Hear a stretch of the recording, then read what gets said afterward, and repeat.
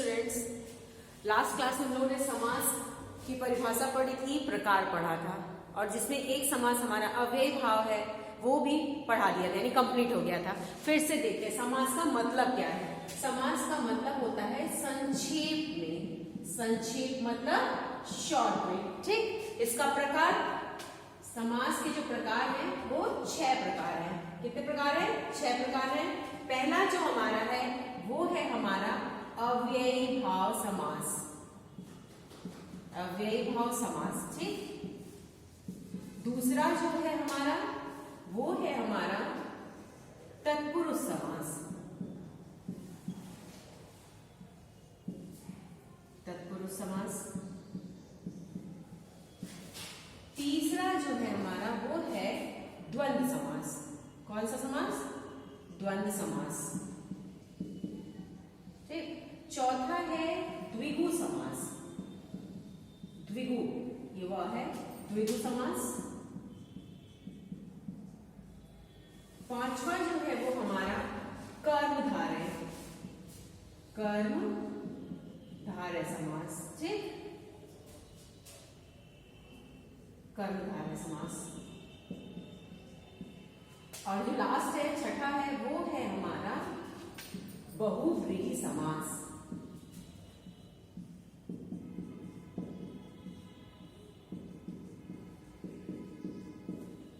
अव्ययी भाव समास में परिभाषा क्या पड़ी थी? बोला था जो प्रथम पद होता है, पद मतलब होता है, क्या होता है? शब्द। ठीक, समास का मतलब है संक्षेप में, शॉर्ट में बताया था ना। तो वही चीज है जब किसी बात को, जो विभक्तियां होती, जिनके द्वारा दो शब्द आपस में जुड़े रहते हैं, जो बीच की विभक्तियां होती हैं, उन्हें छोड़ करके एक स्वतंत्र शब्द बनता है, उसे समास कहते हैं। तो समास किसी एक संगल शब्द से नहीं बनता है। मैक्सिमम संक्षिप्त किसको संक्षिप्त में करोगे? कोई चीज होगा ना। तो ऐसी हमारे हिंदी में क्या है, जो हम लोग इसमें समास में पढ़ रहे हैं, 2 पद हैं। पद मतलब शब्द, जो 2 शब्द हैं उनके बीच में, जैसे राजा का पुत्र है, तो राजा का पुत्र को अगर हम लिखेंगे का पुत्र, तो का को जो है वो विभक्ति है, उसको हटा दिया, राजपुत्र लिख दिया। ठीक है ना। तो जोड़ा किसने? जो उनकी विभक्तियां, उनको हटा के एक साथ जोड़ दिया, तो ये हो गया हमारा समास। समास में अव्ययी भाव समास में 2 था ना, उसमें इसमें क्या होता है, जो प्रथम पद होता है, यानी जो पहला शब्द होता है वो प्रधान होता है। प्रथम पद जो होता है, प्रथम पद क्या होता है? प्रधान होता है। ठीक, और तत्पुरुष समास में क्या होता है, जो हम लोग के कारक चिन्ह होते हैं, कारक चिन्ह होते हैं कर्म और संबंध, ठीक है, उनको छोड़ करके जो बीच में हम लोग के कर्ता होता है, इन लोग, ये जो कारक चिन्ह होते हैं, उनके माध्यम से जो जुड़े होते हैं, जो शब्द होते हैं, उसे कहते हैं हम तत्पुरुष समास।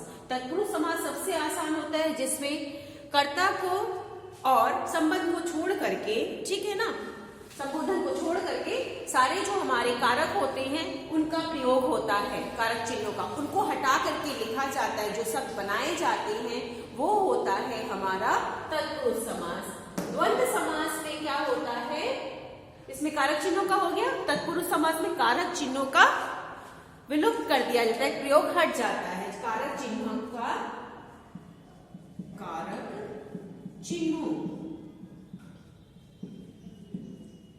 का प्रयोग जो रहता है उसको हटा करके तत्पुरुष समास शब्दों को जोड़ा जाता है, जो भी चीज होता है, ठीक है ना, जिसमें कर्ता हटा दिया जाएगा और संबोधन, कर्ता होता है वो और संबोधन को हटा करके बाकी जितने कारक चिन्ह हमारे 6 उन सबका बीच में जो मिल रहता है वही चीज को से हम इसमें कहते हैं, इसमें तत्पुरुष समास में।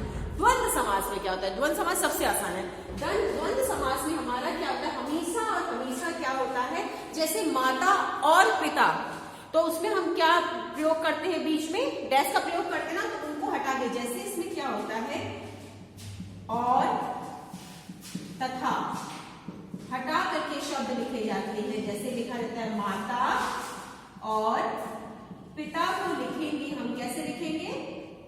योजक चिन्ह बोलते हैं उसको, ठीक है ना, वो योजक चिन्ह हटा दिया जाता है, तो लिखते हैं माता डैश पिता, ठीक है ना।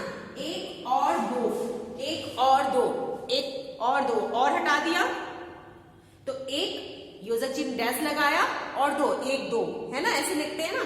तो वो चीज हमारा ये जो द्विगु समास है, द्विगु समास सबसे आसान, प्रथम शब्द जो होता है वो होता है संख्यावाचक।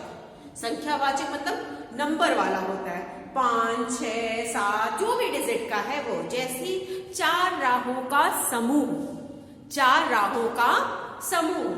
जब 4 राहों का समूह है उसमें 4 पहला जो पद है वो क्या है, संख्यावाचक। काउंटिंग बता रहा है ना, डिजिट बता रहा है, तो उनको हम कैसे, जो 4 राहों का समूह को क्या लिखेंगे, लिखेंगे चौराहा। 9 रातों का समूह यानी 9 रात्रियों का समूह, तो उसमें से 9 रात्रियों का समूह है ना, ग्रुप वाइज ग्रुपिंग बताया जाता है। इसमें समूह की बात बताई जाती है, संख्यावाचक होता है। जिन शब्दों से हमको संख्यावाचक या किसी ग्रुप का यानी समूह का, वर्ग का बोध हो, वही हमारा द्विगु समास होता है। ठीक, ये जो क्वेश्चन है ये हमेशा के लिए हमारा ये जो व्याकरण हमारा है वो हमेशा लाइफ टाइम चलता रहता है। ठीक है, चाहे वो हमारा संज्ञा हो, सर्वनाम हो, लिंग हो, वचन हो, कुछ भी चीज हो, संधि हो। ठीक, उसी प्रकार ये समास भी हमारा है कि हमेशा 4 नामों का समूह क्या है, कौन सा समास है, द्विगु समास है, बिकॉज ये हमारा संख्यावाचक है, हमें समूह का, ग्रुप का बता रहा है, संबोधन हमको संबोधित कर रहा, बता रहा है कि ग्रुप है किसका, 4 राहों का समूह है, तो वो क्या हो जाएगा, चौराहा। 9 रात्रियों का समूह है तो वो हो जाएगा हमारा नवरात्र।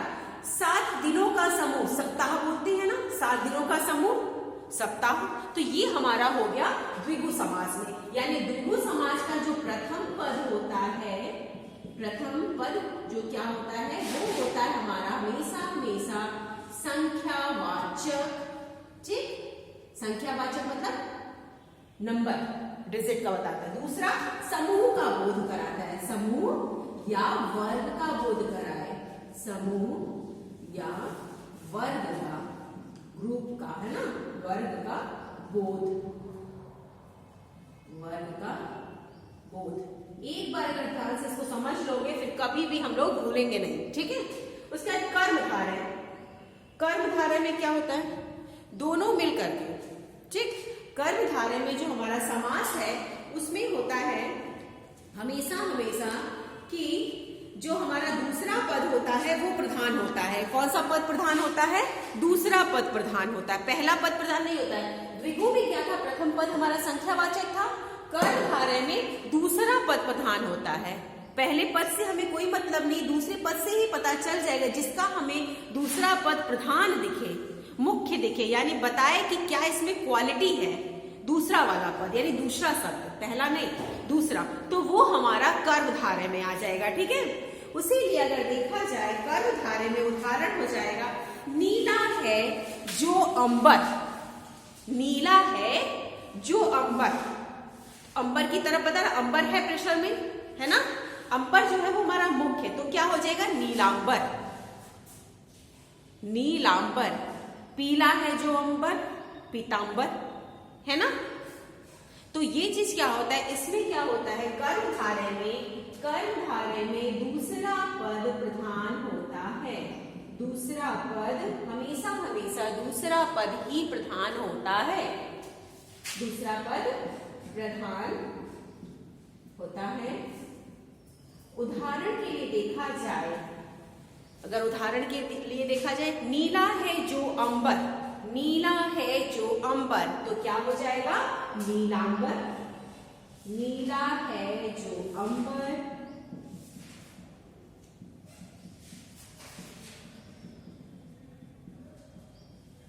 अंबर। नीला तो कुछ भी हो सकता है कि नहीं हो सकता, नीला तो एक कॉमन सी बात है, लेकिन अंबर तो एक ही है ना। ठीक, तो नीला है जो अंबर, नीलांबर, मुख्य अपने आप में ही बता रहा है, कलर अंबर की तरफ संबोधन, ये एक में आता है ना, तो यही विशेषता बता रहा है। ठीक है ना, कर्मधारय विशेषण के लिए प्रयोग किया जाता है। कर्मधारय जो होता है वो हमारा हमेशा किसके लिए प्रयोग किया जाता है, कर्मधारय जो प्रयोग किया जाता है वो होता है हमारा विशेषण के लिए। इसमें एक शब्द विशेषण होता है और दूसरा हमारा सर्वनाम होता है। ठीक, संज्ञा होता है, सॉरी, है ना, जो दूसरा होता है वो हमारा संज्ञा होता है। संज्ञा में हमेशा वही आएगा जिसमें क्या क्या चीजें हैं, तो नीला कलर में आ गया, ये हमारा विशेषण हो गया, यानी विशेषता बता रहा है नीला। और किसकी बता रहा है? अंबर की, है ना, तो वो संज्ञा है, तो वो हो गया नीलांबर। इसमें यही समझ है कि पहला शब्द कर्मधारय में देखा जाए तो पहला शब्द जो होता है वो विशेषण होता है और दूसरा शब्द प्रधान होता है। प्रधान में भी क्या? संज्ञा प्रधान होता है, मैक्सिमम क्या होती है? संज्ञा ही होती है। कर्मधारय में दूसरा पद संज्ञा होता है, पहला पद जो होता है वो हमारा विशेषण होता है। और अगर देखा जाए परिभाषा में तो कर्मधारय वह समास होता है जिसमें दूसरा पद जो है वो प्रधान होता है तथा पहला विशेषण और दूसरा संज्ञा होता है। उदाहरण के लिए जैसे नीला है जो अंबर, नीला हमारी क्वालिटी बता रही, विशेषता बता रही है, पर किसकी बता रही? अंबर क्या है? अंबर एक संज्ञा में तो हमेशा एक लड़का लड़की ऐसे करके बताते हैं ना, एक पर्टिकुलर पर्सन को जब बताया जाता है तो वो संज्ञा में आ जाता है, तो वो हमारा हो गया अंबर। ठीक, नीला है जो अंबर, पीला है जो अंबर, पीतांबर। ठीक, अब इसके बाद जो बहुब्रीहि समास है उसमें कोई पद प्रधान नहीं होता है। बहुब्रीहि समास में कोई पद प्रधान नहीं होता है, कोई पद प्रधान नहीं होता है।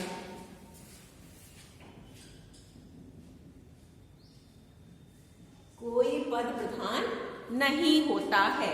ठीक, कोई पद प्रधान नहीं होता है। इसका क्या होता है? दोनों पद मिलकर के तीसरे की ओर संबोधित करते हैं, तीसरे की को बताते हैं। जैसे अगर हो जाएगा चक्रपाणी, चक्र भी और पाणी भी दोनों शब्द है, लेकिन दोनों मिल करके किसकी तरफ संबोधित कर रहे हैं? किसको बता रहे हैं? इंडिकेट किसकी तरफ कर रहे हैं? किसकी तरफ? विष्णु की तरफ। दोनों पद मिलकर तीसरे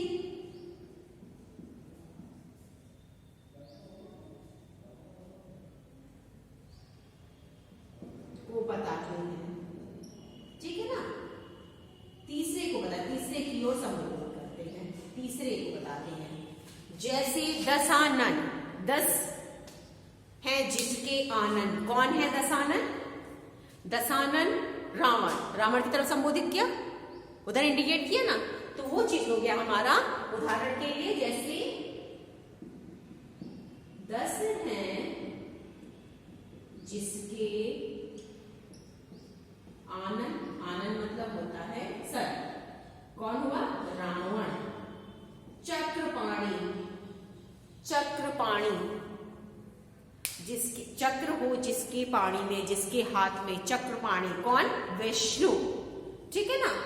गणों में ईश, गणेश, गणों में ईश, दोनों को जोड़ दिया। गणों में है जो ईश, जो श्रेष्ठ हैं, देवों में जो है ना, तो वो कौन हो जाएगा? गणेश।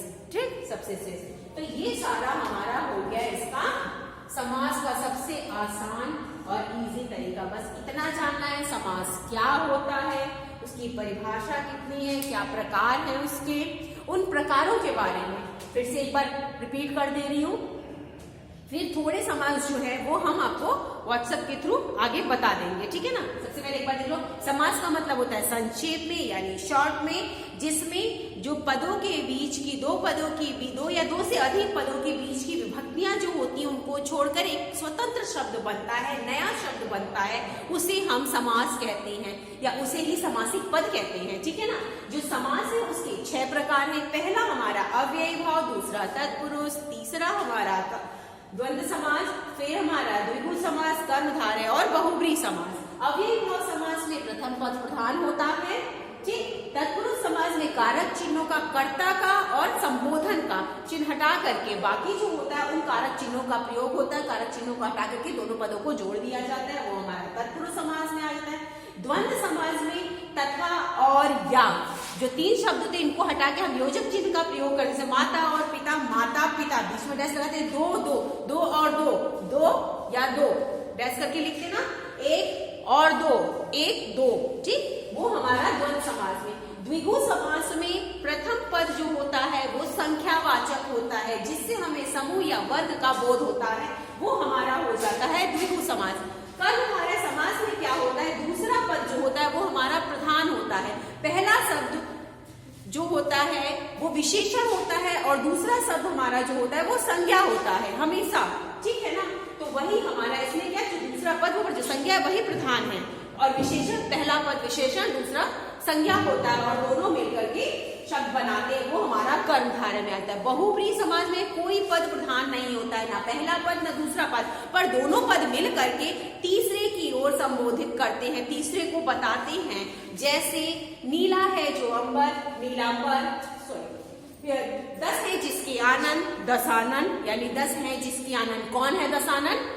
दशानन कौन है? रावण की तरफ किया। चक्रपाणी, चक्र है जिसके पाणी में, कौन? चक्रपाणी कहते हैं विष्णु की तरफ। गणों में है जो ईश, गणेश, गणों में जो है ईश, गणेश, तो गणेश हो जाएगा, ठीक। तो ये हमारा सारा कंप्लीट हो गया समास, ठीक। बाकी जो समास के कौन कौन सा समास क्या है उनका उदाहरण जो है बाय चार्ट आपको व्हाट्सएप करके दे देंगे। Okay, thank you class.